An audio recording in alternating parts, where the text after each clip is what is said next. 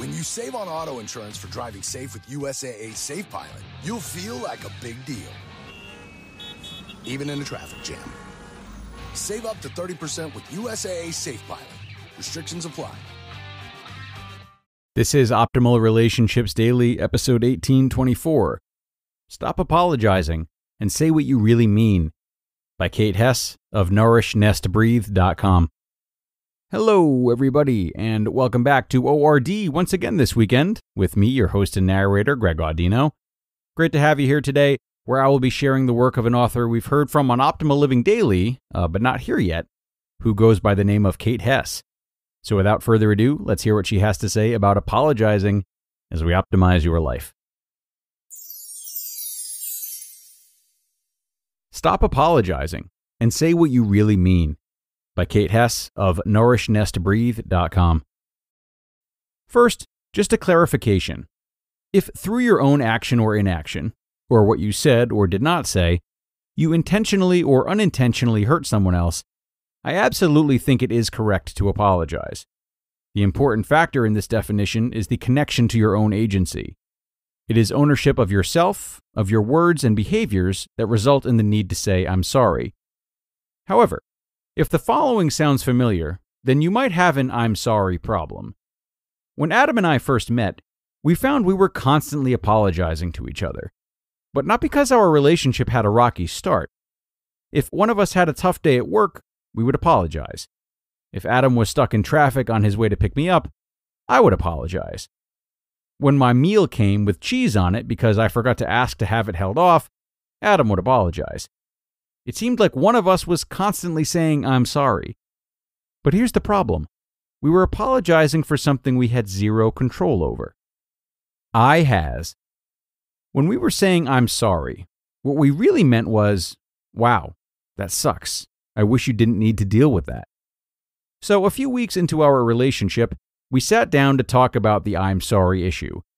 We were both tired of not only saying it, but also hearing it. I didn't want or need Adam to take responsibility for things beyond his control, nor did he want that from me. Once we clarified that we were on the same page as to exactly what we meant when we said "I'm sorry," it was time to find a better phrase. We tossed out several ideas, but ended up settling on "I has." It stands for I, hear, and sympathize. Through using "I has," we were able to let the other person know that we were actively listening to them. We had heard that they were frustrated or upset by something. We were also able to express that we sympathized with the feelings that they had in regards to the situation, and that while we couldn't change it, we wished they did not have to experience it. 4 years later. We've been using "I has" for 4 years now. Sometimes I find myself saying it to friends and family before I realize they have no idea what I mean. But that has caused me to be more thoughtful of when I say "I'm sorry" outside of my relationship with Adam. Now I'm just as likely to say, "That's rough," or "That sucks," or even, "I wish you didn't have to deal with that." When I say "I'm sorry" now, often it means I'm apologizing for something that is actually my responsibility, a situation caused by my own agency. In my relationship with Adam, this has also brought a deeper meaning to "I'm sorry." Now, if one of us says it, we understand that it is not just an offhanded comment thrown out to try and gloss over an uncomfortable situation. When one of us apologizes now, we understand that there is a level of ownership for the situation at hand, and an intent to prevent it from happening again. It doesn't mean we never have to apologize, but it does mean that when we do it, it feels genuine. Let's make "I has" go viral. I wish that "I has" would take off. Does the following conversation sound familiar? You talking to a friend. "I had a tough day at work today. Nothing seemed to go right." Friend. "I'm sorry." You. "No need to apologize. It isn't your fault." Now imagine if you didn't have to have this conversation on a regular basis with friends and family. What if instead the conversation went like this? You talking to a friend. "I had a tough day at work today. Nothing seemed to go right." Friend. "I has. Do you want to talk about it? Or would you rather I tell you a funny story about my children, my cat, my spouse?" You. "I don't want to dwell on it, but I would love to hear a funny story." Your friend could add that second sentence in after the I'm sorry in the first conversation, but we tend to get stuck on the I'm sorry regardless of what comes next. You don't want your friend to feel bad because you had a bad day. That just amplifies the negative feelings. For me, the issue is not about getting sympathy. It's simply in having my feelings and needs acknowledged by someone I care about. Flex your boundary muscle. Since implementing I has in my relationship with Adam, I've become much more aware of my usage of I'm sorry. And here's what I realized. Every time I said I'm sorry, what I really meant was I has. And what I was doing was taking ownership and responsibility for someone else's actions or inactions, words or lack of words. By being more careful of when I actually say I'm sorry, I'm creating healthy boundaries with the world around me. I still try to be careful to own what is mine, but I also try to be careful to not own what is not mine. I am no longer trying to fix everything for everyone. By changing my language, I was able to change my sense of responsibility. Now, if Adam has a rough day at work or gets stuck in traffic, I can sit down with him. I listen while he talks about it. I sympathize with the situation. When he's done talking about it, I can let it go.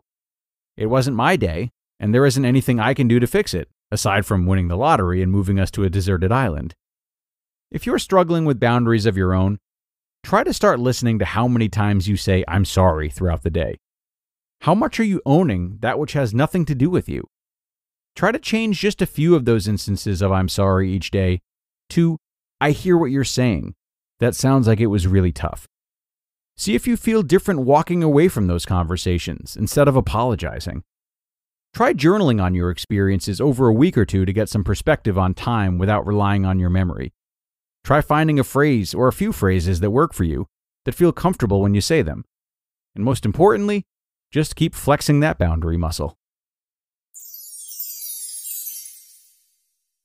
You just listened to the post titled, Stop Apologizing and Say What You Really Mean by Kate Hesse of nourishing.com. And thank you to Kate. I really love the idea behind this post, which is essentially just being mindful about communication, and holding oneself accountable to communicating honestly, as opposed to going on autopilot, which we all tend to do. She's really found a wonderful way around this with her partner, Adam, and it is something I hope that you might consider implementing, as is often the case with these articles I read to you. But put differently, I think the best takeaway from this article is the reminder that communication goes beyond words. Sometimes we get so wrapped up in saying what sounds appropriate, what would theoretically fit into a situation and keep us from sounding impolite, that we forget both how critical it is to communicate honestly, as well as the fact that so much of our communication is actually nonverbal. In fact, research suggests that only 7% of the information we take in from others is verbal, while 38% comes from the tone and the remaining 55% comes from body language. So, not only does saying the quote-unquote right words not cut it, but it's also not likely to fool anyone either. Certainly not anyone who really knows you or really wants to know you. Something to keep in mind as we sign off, everybody.